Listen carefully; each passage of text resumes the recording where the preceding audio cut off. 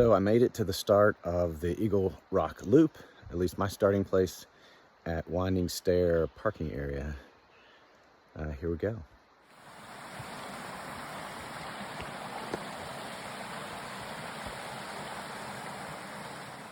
Well, I made it to my first stop along the trail, the Albert Pike Wilderness, home of the famed flash flood incident.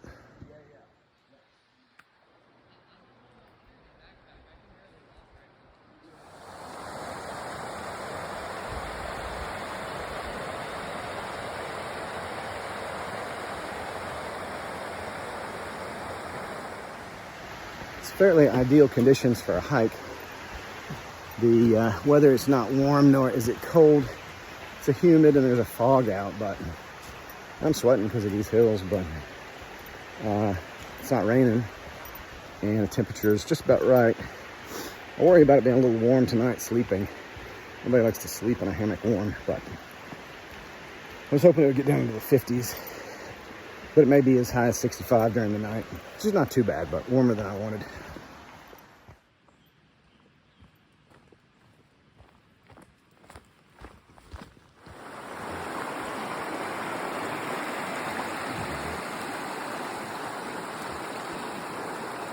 There are several river crossings along the way.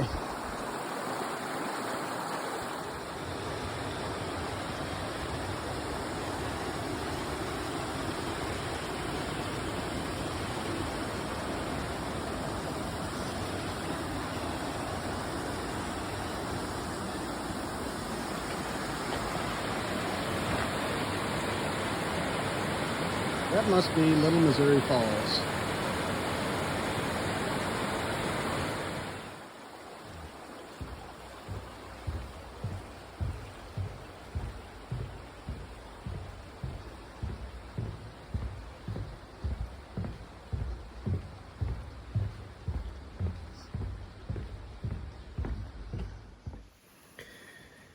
Well, after successfully navigating a half a dozen river crossings without falling in, my luck ran out, and the dogs took a drink.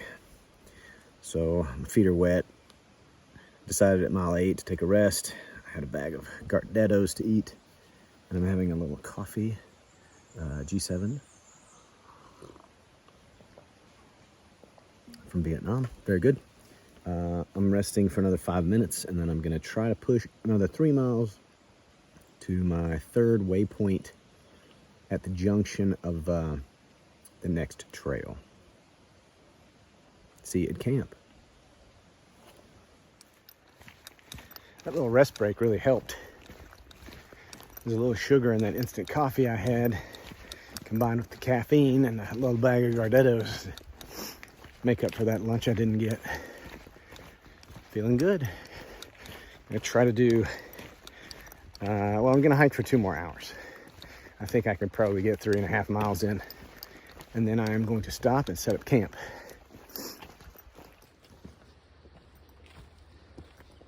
Cramp! Salt tablet.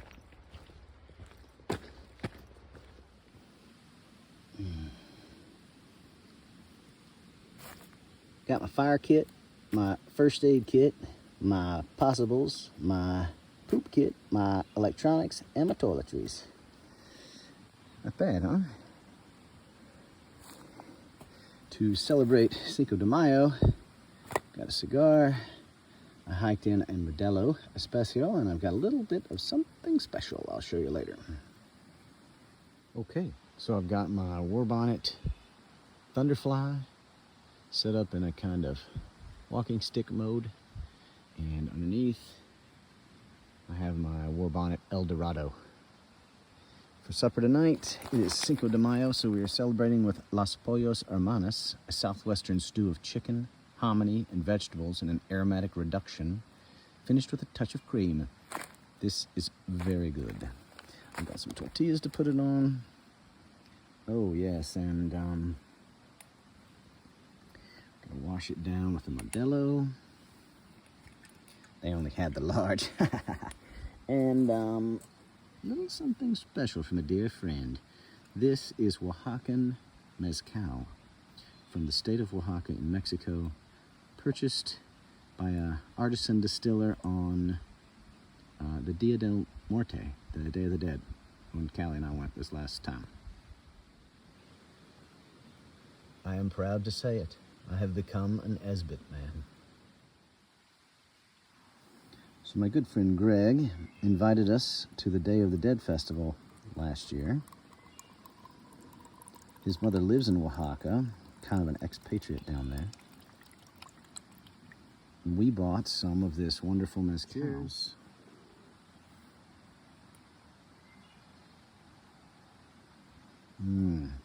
Very smoky, so good. It's the Coyote variety, whatever that means. I'm going to be eating my pollo hermosa, hermana, whatever it is, with taco casa hot sauce, provided to me by my mother-in-law. Yep, there it is, the Esbit cooker. It holds 2 cups. It comes with the windscreen, though I've added that little piece of aluminum. The handles do not get hot. It's fairly easy to light. You set it and forget it.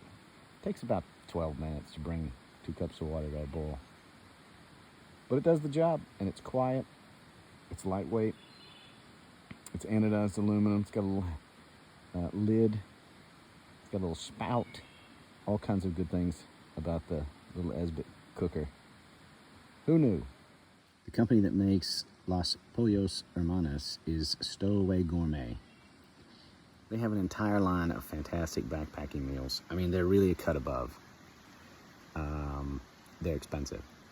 This is like 17 bucks. Occasionally you can catch them on sale for like $15.99. I try to get 2 or 3 of them when that happens. But check it out. 53 grams of protein, 706 glorious calories. It's omnivore and gluten-free.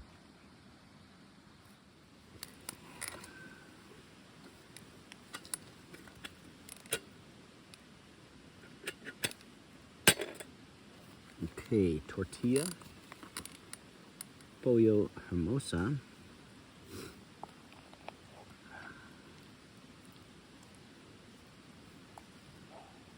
Look at that. Look at that goodness. You ain't never cooked one that good. I'm not a very good cook. And a little taco casa sauce on the top. Oh, look at that goodness. Okay. I'm gonna fold it up. Taco. Oh God, it's so good.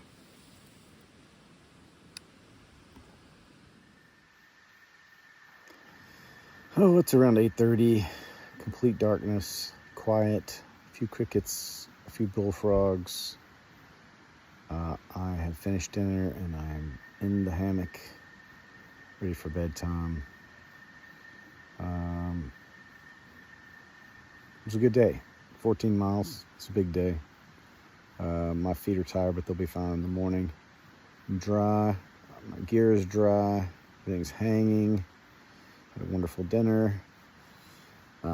Tomorrow probably do 8 to 10 miles.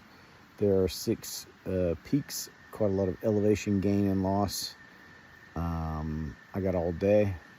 Get up at 8 probably and finish my jaunt down to my next stop. Good morning. It's about 6:45. Slept okay. Good for the first 2 or 3 hours, and then tossed and turned a little. It was a little warmer than I wanted. Temperature gauge says it got down to 70, but not below that, so I am up getting my coffee ready.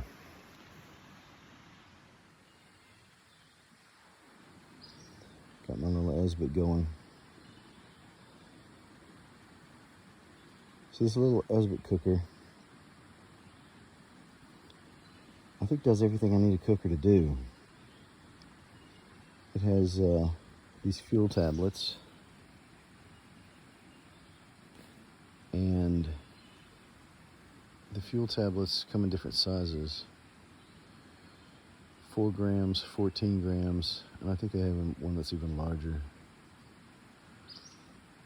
But the 4 gram gets my water just hot enough to make my coffee, instant coffee, at just the right temperature. It brings the water between 140 and 160 degrees. You don't really need to boil water, you know, when you've got instant coffee. It just means you gotta let it sit there for 45 minutes for it to cool off. And then for the 14 gram cubes, you can pretty easily boil 12 to 16 ounces of water in about 10 minutes. It's quiet. They do stink. That's something I saw on YouTube people complained about. They stink pretty bad. I keep them in a Ziploc bag, and I keep them with my food bag. But every time you open that thing, little Ziploc, it's floating. It just smells like fish, dead, you know, like rotten fish. The other thing I'm concerned about is, I'm fortunate today that there's no wind, but if there was a lot of wind, just like with an alcohol stove, I'd need probably a bigger windscreen than that.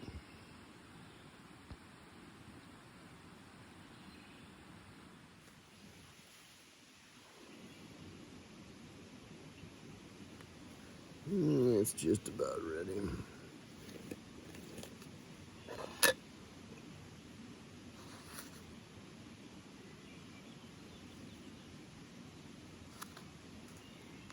I've got some Starbucks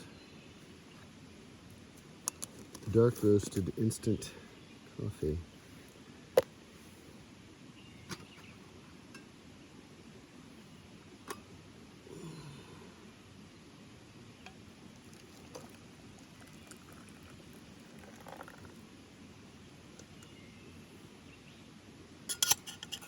This the Esbit lid on the inside's got this little clip, so when you're done with it, you can conveniently put it just like that.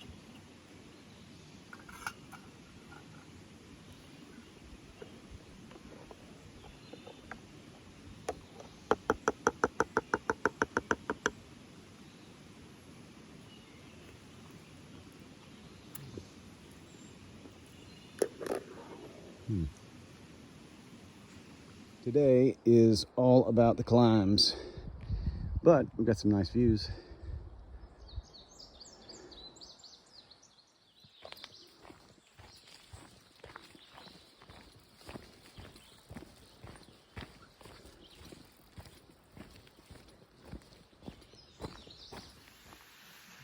It is probably 1:15 on day 2, Saturday, May 6th. I started the morning at Athens Way or Athens Cross or something like that.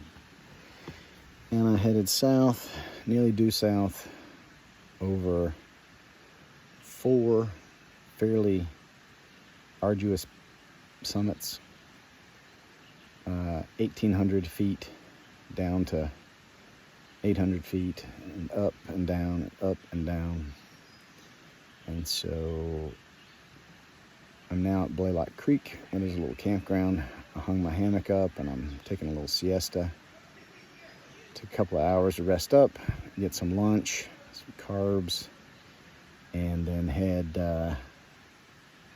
to my next destination, something Vines Horse Trail or something like that. It is only about 3 miles away from here, but I have 2 more peaks to do, and one is an 800 feet haul to a summit, and then it's all over. So it'll be all flat from there on out. So I'm gonna get good and rested up, get some lunch, and maybe take a little nap before I attempt my final leg of today's hike around Eagle Rock Loop. For our siesta lunch, we're having OutdoorPantry.com chicken pot pie. Made with only a few simple ingredients. I don't know, I've never tried this company before. We'll see how it goes. All right, for supper, we're having OutdoorPantry.com venison hunter's pie. Sounds good, but so did chicken pot pie, which was not quite, but almost entirely unlike chicken pot pie. The directions said, remove the oxygen absorber, remove the packet of pie crust. Look in there. There's an oxygen absorber. I take it out, and there's no bag of pie crust. The pie crust seems to be sprinkled in among the other goodies. Read it again. I was not mistaken. Looked again. Was not mistaken. Anyway, made it up without taking out anything because there was nothing, and it tasted okay. It was a lot like chicken dumplings. It had a little more of a pie taste, and you know, it was a bit soggy and a bit. It was kind of like chicken pot pie, mashed potatoes. So anyway, we're trying the brand again tonight with the venison hunter's pie. We'll see if it's any better. Well, the verdict is it tastes like beef stew. Maybe a little bit more venison-y than beef, but it's pretty well the same thing. You can see the peas and the carrots and the little bits of venison. There's actually quite a lot of venison.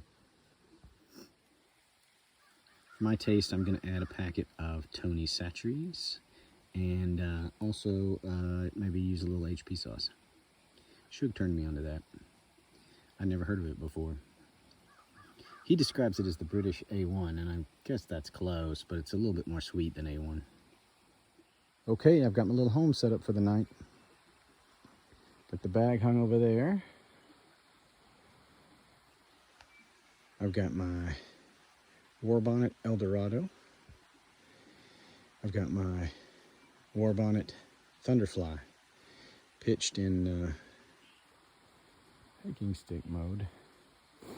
The ends drawn back. It's not supposed to rain tonight at all, so it should be okay. Got my Mosquito Delito and my little citronella candles, which work pretty good actually. Might not bring the Mosquito Delito anymore. And that's it. I'm gonna sit and hopefully get into the hammock, sip on a little whiskey for a while. But I gotta get some water first. I'm all out. Well, it's the morning of the last day. Just lying in the hammock having some coffee. There was 0 chance of precipitation in the forecast. But I still set everything up just in case, and sure enough, at 2:30 in the morning, I heard a loud thunderclap, and so I got up and battened everything down and pulled my bag, put it in my stool right here by my hammock, keep it out of the rain. Kept dry, it showered, pretty good. Sometime around 4:30, I think a raccoon must have come through the camp and knocked over the stool in the backpack just as I was kind of falling asleep. Anyway, it has let up. It's not raining much anymore. So I'm about to pack up and head to the car. Well, that's the first snake of the trail.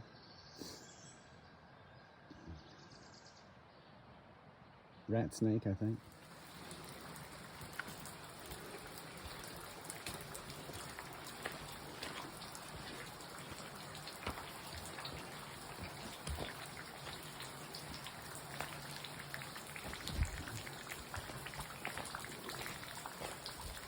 Cool old cave.